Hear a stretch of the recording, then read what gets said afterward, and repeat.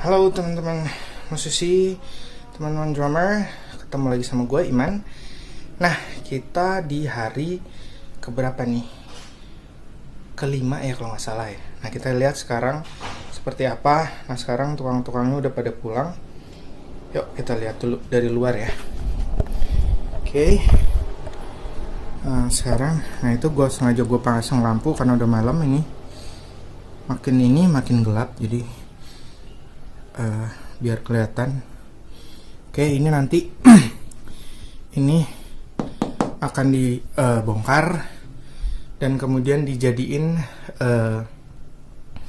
ruang control room. Ruang control room ada di mana gue ntar mixing mastering, di mana ada near field monitor situ. Ini lampu sengaja gue pasang, panas banget.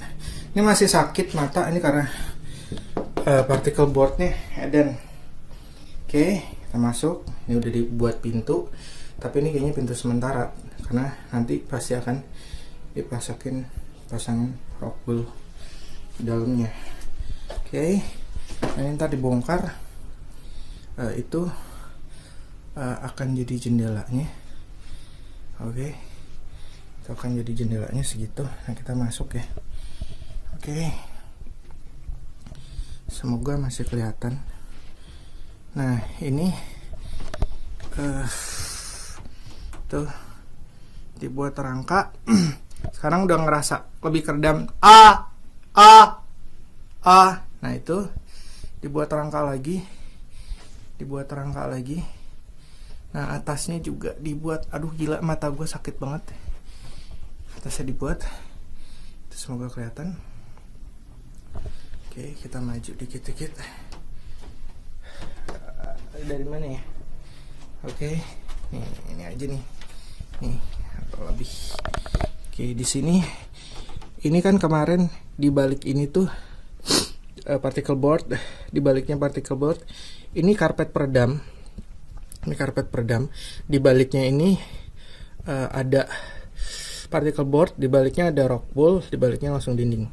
Nah, ini sengaja dibuat jarak space. Kenapa sih dibuat jarak? Ada yang bilang supaya kedap, enggak sebenarnya, karena suara sebenarnya merambat lewat struktur. Kalau dia lewat struktur bangunan, kalau dia dibuat lowong begini dan nggak ada yang nyangkut, lihat tuh di atasnya kan nggak nyangkut kan, tuh kan, ya kan nggak nempel ke ujungnya tuh nggak nempel. Nah, itu dibuat seperti itu. Dia tidak merambat melalui struktur bangunan, jadi sampai sini terhenti dia ke situ. Tapi tetap mungkin ada yang diteruskan, makanya di situ ada rockwool lagi. Konsepnya seperti itu, atau disebut juga dengan air mesh. Jadi massa semakin padat, density-nya semakin padat itu semakin bagus. Massa udara, massa lagi padat, udara padat. Jadi seperti itu kira-kira. Nah, ini semakin sempit ya. Aduh gila, gue udah mulai makin gak tahan karena Oke, kita lihat dari situ. Nanti ini ruangan akan jadi kecil sekali. Nah, ini nanti lantainya akan di flooring atau dipakai lantai kayu. Ini lantainya, kalau dulu gue sempat buat gini agak enjut-enjutan, ada crack. Nah, ini makanya tukangnya ngerjainnya kalau gue lihat cukup rapi, sangat rapi malah kalau gue bilang. Dari berapa kali gue ngebangun studio ini, tukang ini adalah yang terbaik, kerjanya rapi sekali. Itu sengaja dibuat begitu supaya si busanya nggak jatuh.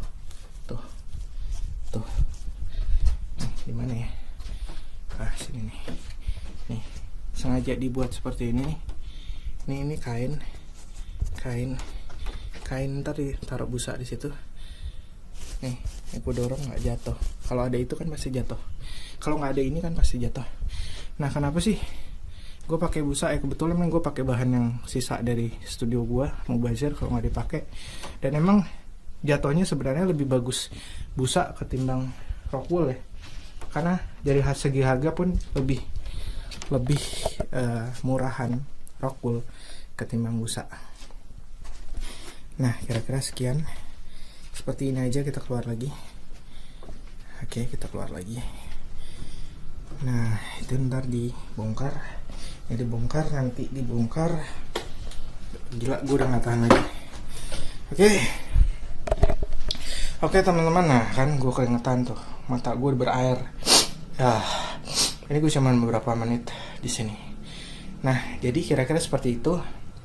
Saran gue untuk banyak yang nanya, Bang, untuk membuat peredam itu berapa juta sih minimal? Kalau menurut gue mungkin ada temen gue yang berapa juta, sejuta aja juga bisa. Tapi ya gitu, dengar keluar gue udah keras banget.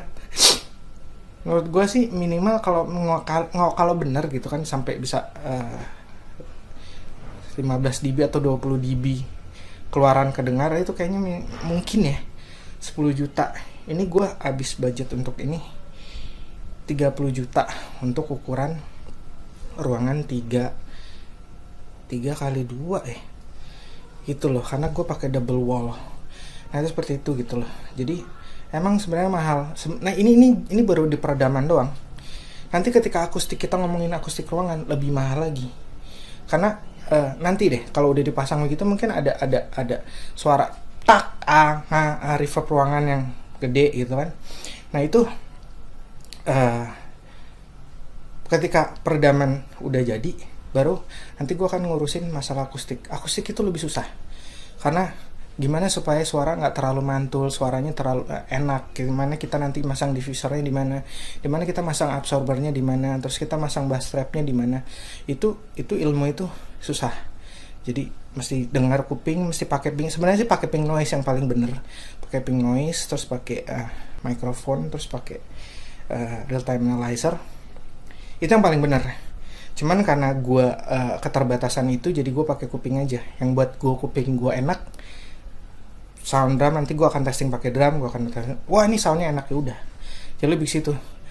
Jadi gue coba pakai misalnya ngeband, wah suaranya muter ya, berarti diakalin lagi. Seperti itulah untuk ngakalin akustik ruangan versi manual. Cuman kalau kupingnya udah bener kan akhirnya semuanya pada di kuping ya.